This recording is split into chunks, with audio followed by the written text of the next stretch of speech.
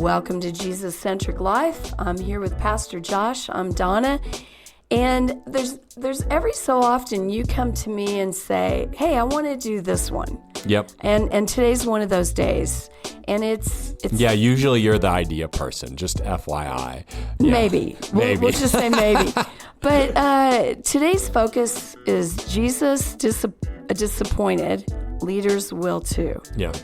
And disappointment, that's a hard one. I hate disappointing people as a leader. Me too. It's the hardest part. What made you want to talk about that today? So, I mean, the deeply personal part of it is that it was my devotion this morning, right? I read out of it's Pete Scazzaro. It's emotionally healthy spirituality. And so it's got these devotions in it. And that's what it was about today. And it's just been, I don't know, personally, a season of disappointing people for various reasons. Some of them my fault, some of them not my fault. But it's just been a season of that. And so I thought hey, I'm not going to go into all my struggles and how I've disappointed people. That's not what we're doing today. But we do want to talk about this concept, and maybe just as much for myself to remind myself that this is it's a part of leadership, disappointing people. Now, we won't get in the weeds of the specifics. Yeah. But how do you wear disappointment when you as a leader have disappointed somebody? How do you shoulder that? Not well. Not well. It's probably the hardest thing for me is I think I'm wired to want, as a pastor, my caring heart is I want people to have a good relationship with me. I want them to, because I think I can pastor them best when we do. I don't want to pastor from a distance. I want to pastor up close. And the reality is the more you know somebody, the more it disappoints them when it doesn't go the way that they want them to. And it's the same way. I'm the same way. I'm not judging anybody when they're disappointed with me or not frustrated with anybody. At some level, intellectually, I'm not frustrated with anybody when they're disappointed at me because I get disappointed. It's easier to get disappointed at my wife than it is a random person off the street. Why? Because I know her better, right? And I think the reality of that is just what it is. I talk about it before. I'm in counseling. It's reading your Bible. It's prayer. It's moving on. It's, conversations like this to just remind me that the disappointment's going to happen. Not that, and I don't know that I ever want it not to hurt, right? I want to feel it when I'm disappointing somebody at some level. Oh, I hate it. I don't know if I can say I want to feel it. I don't want. I told Sarah this the other day. It's I think I need to become more of a narcissist. Right? And I know that's weird, right? But that's the other side of it. If I didn't disappoint people, I would be a narcissist. Or no, if I didn't carry the disappointment with me. Speak more about that. So either I care about people or I care about myself. Oh, okay. I'm with you. So either I only care what, and again, there's a balance there. Either I only care what people think. Right. Or I only care what I think. And if you care about what people think, ministry is not the job for you. That's hard. If you don't care what people think. Right. Yeah. It's, and we don't need narcissists in ministry. Ministry is, and did you know this? Ministry is the third highest narcissistic place. For real? For real. And I don't know if it's all ministry, but it's pastors. Pastors are the third highest narcissist. Why is that? After lawyers and politicians. What? Yeah. Isn't that crazy? That is crazy. Well, and I think it's because when you've disappointed people so much, it becomes hard to keep caring. And that's why I say I need to be more of a narcissist, but I don't really mean it. I don't want to stop. That's why at the end of the day, I do say I don't want to stop hurting when I hurt people.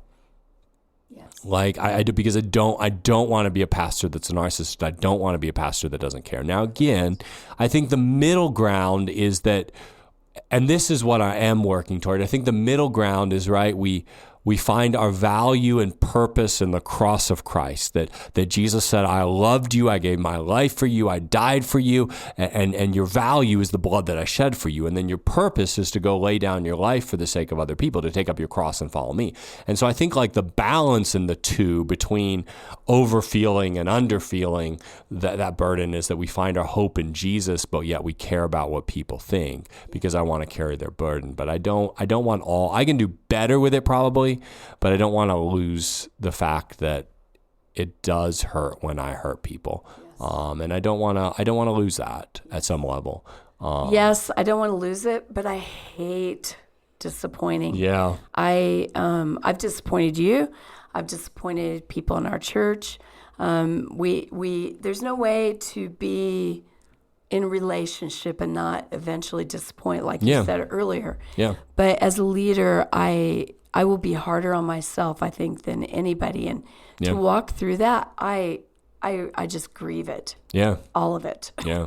Should we look at Jesus? Oh yeah, Should we look at Jesus disappointing people? No. I think that was a good intro, but I feel like I'm ready to get to Jesus. Yeah, I just want to sit here and talk about how I've disappointed people. Yeah, no, and we could, and there's, like I said, I think that was a perfect intro, but I think so. This is a Mark 1, verse 32, and I'm just going to read it and then make a few comments about it.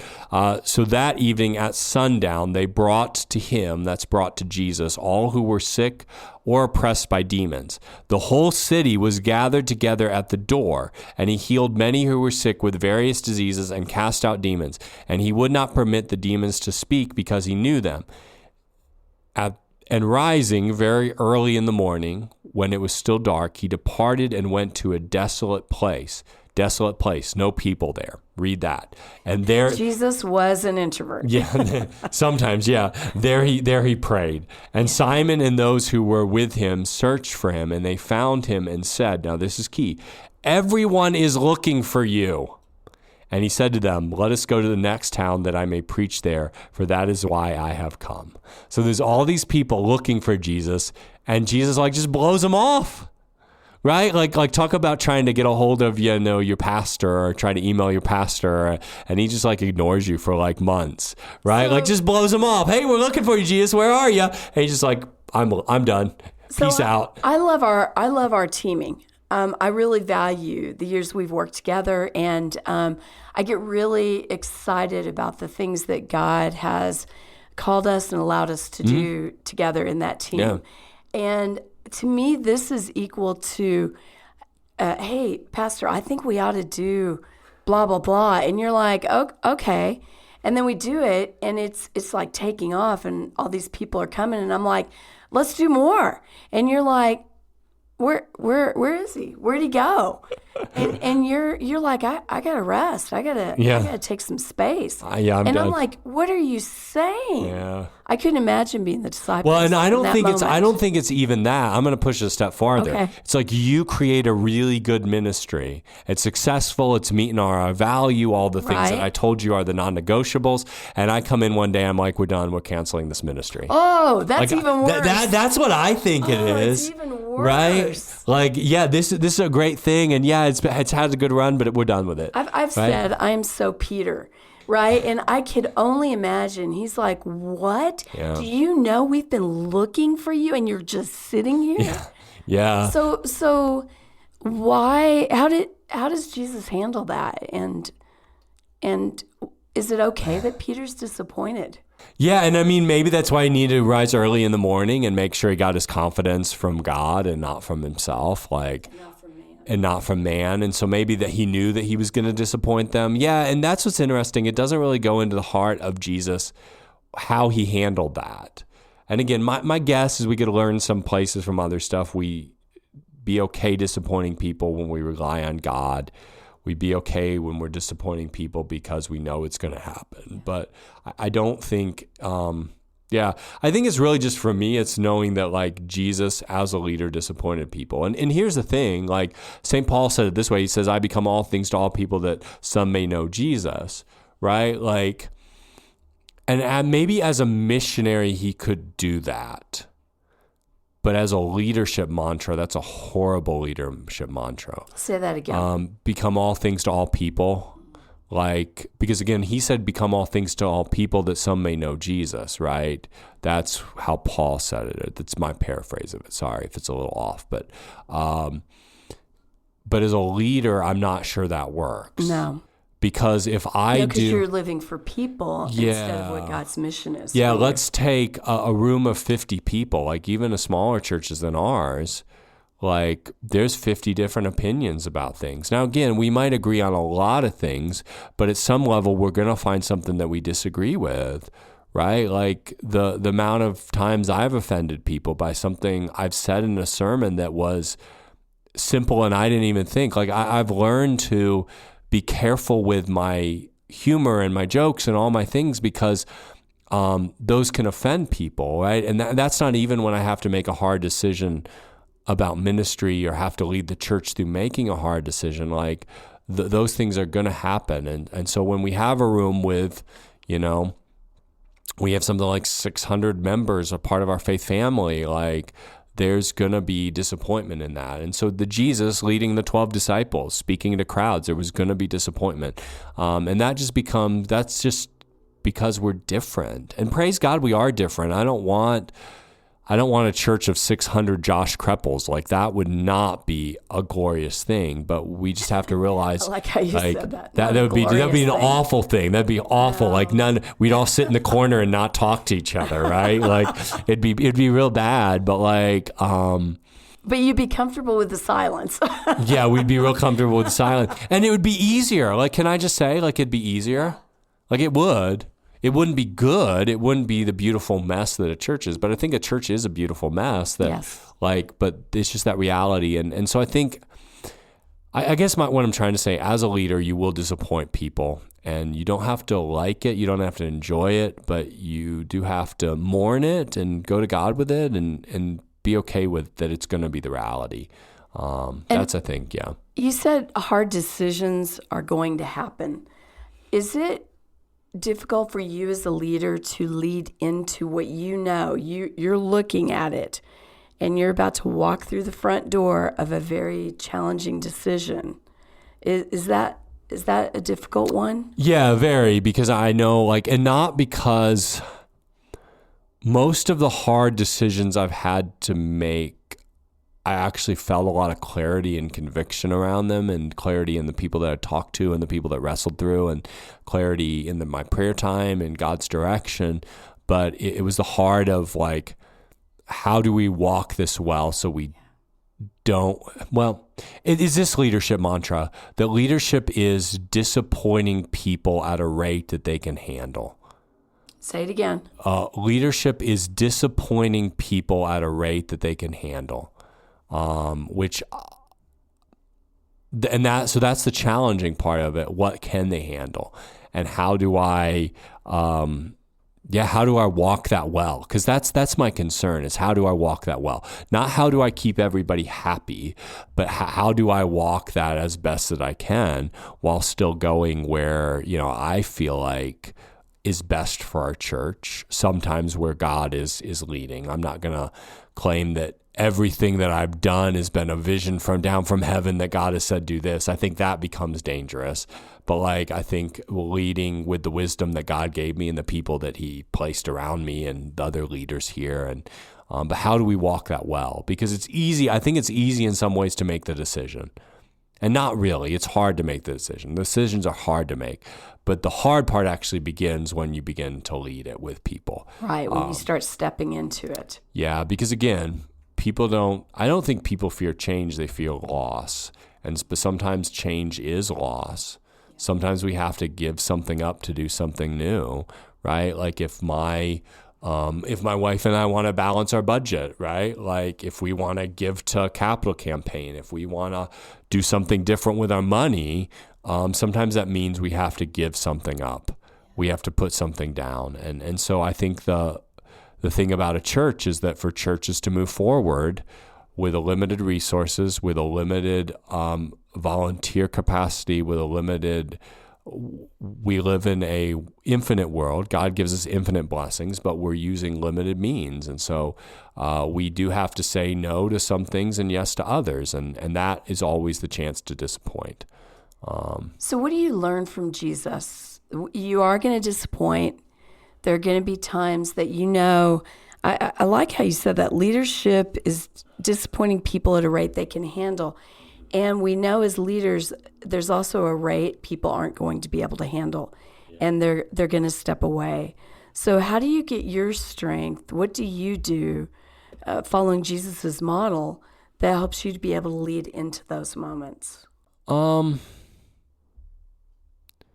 And I think we see Jesus doing this other times. We see him mourning over things. I don't think he mourns over the fact that he's disappointing people.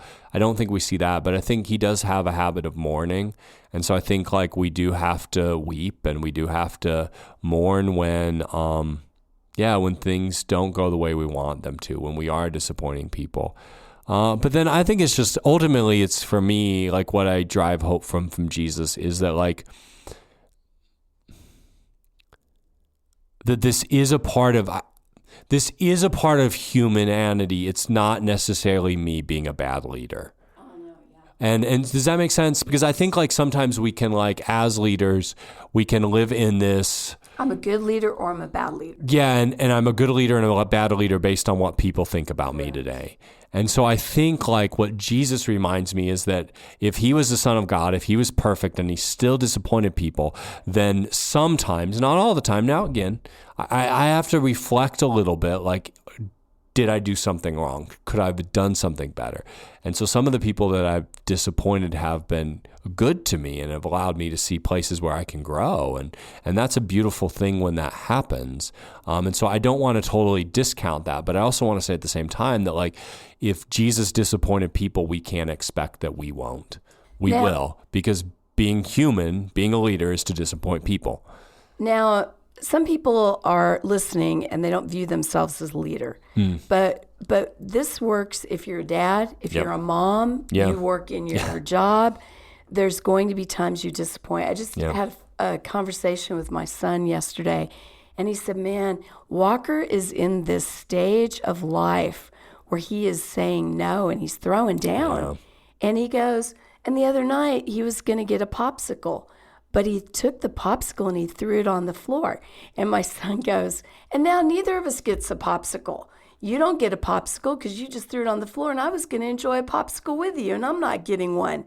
And to push through that, to understand, well, you're also raising a tiny human, and this is where it gets real. Yeah. And you do have to follow through on those hard lessons, even through the disappointment. Yeah, and I think as a parent, one of the most dangerous things as a parent, I think, in my experience, is deriving your value from what your kids feel and think about you, right? If you want to go ride that roller coaster, be my guest, but it will mess you up, right? Like there's no way you can have enough counseling, enough self-care to get through that just incorrect belief. Yeah, I agree. Like, because your kids will, some of mine will get back from skiing and they're like, Dad, when can we go go-karting?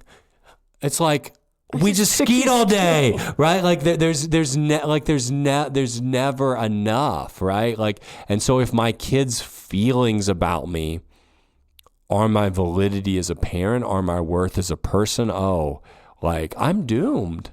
Yeah, I'm doomed because, and granted, like I love that my kids want to do stuff. I love that they push me to get out off my couch and, and that's a beautiful thing. But if my value is in them feeling like they had enough, that's a dangerous proposition. Yes. And we have to stay in this beautiful lane of helping them to stay in the lane of that obedience, because like I told my son, I go, well, welcome to your next 18 years, because this doesn't stop. Yeah. You're constantly pouring into them as they become who God's calling them to be. Yeah. And if we enable and we live for that, them to value us, oh, that becomes Yeah. an endless tank that does not get filled. Yeah. And again, there's times when, they'll say, you're the best, mine are young enough, they still, that you're the best daddy in the world. And that just, and you bottle up those things and remind them. But it's like, if you're waiting for the kids to value you, you better wait till you're like 40 and then they may sometimes, maybe, I'm a little older than 40 and No, I still can't live sorry, that. when your kids are 40. When your kids are 40, maybe they will. Like I'm just now getting to the place as an adult where I can value my parents a little more because I see what they did. And even when the kids were younger, I didn't have the brain width to be able to do it. And so and even then, if your value is found in what your kids think about you. But this really applies to all leadership. It does. Right? Whether you're at work, whether you're a neighbor, there's going to be disappointment, and how we manage it, and how we don't find our significance in it, but we can grow and learn from it. Yeah. And I'm not saying we don't want to learn how to make our kids joyful. I think that's a good thing. We shouldn't anger our kids. That's biblical. But we should grow in these things, but we can't find our value in them. And I think that's the hard juxtaposition of this. You need to grow as a leader and grow in how you disappoint people at a rate that they can handle. You need to, these are important things in leadership, but you can't derive your value from that. You got to get your value from the fact that Jesus placed a cost on you when he gave his life on the cross, and that's where your value comes from. And then out of that, you get to serve and love others. And on this side of heaven, it's always going to be messy and uncertain, and that's why we have to keep our eyes on Jesus. Because if I look to this world for that advice, I'm not going to be in a good place. Yeah, and I think that's what I love what Jesus did, like the example he set for us that, right, and this is verse 35 of Mark 1, and rising very early in the morning while it was still dark, he departed to a desolate place, and there he prayed, right? In the midst of all of this, are we going to ourself? Are we telling ourselves this life, I just figure it out, then I won't disappoint people? Or are we going to God over and over and over again for his strength, for his comfort, for his renewal? And I think these challenges in leadership, whether that's family, whether that's friends, whether that's kids, whether that's job, whether that's a volunteer, right? Go back to God to be renewed. And I love that Jesus did that. It's been a rough season around here, which I don't understand how. We just started a new year, and you would think it wouldn't be, but it is. And it was really good because our staff took some time, school and church, to just step aside and pray and to just give it up. And it was really beautiful. But on my way home, I'm thinking, why didn't we do that sooner? Right? Yeah. The thing that is the only thing that's going to bring healing and comfort and strength is sometimes the thing that we do last. Yeah. And I was shaking my head, but I was like, but we did it. And praise God for that, because that was a turning point. Why do we not do it sooner? Yeah, that's a great question. And I think the simple answer is, I guess for me, is that I think we try to handle it ourselves. I think we don't believe this. This isn't our theology.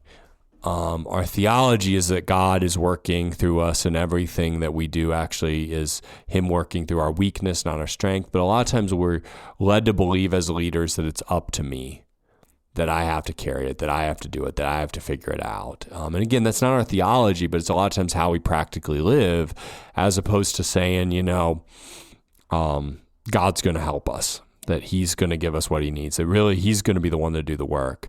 And it's not that we don't ask God for help, but we don't really pause and take that time with him. And I think we probably should do that. And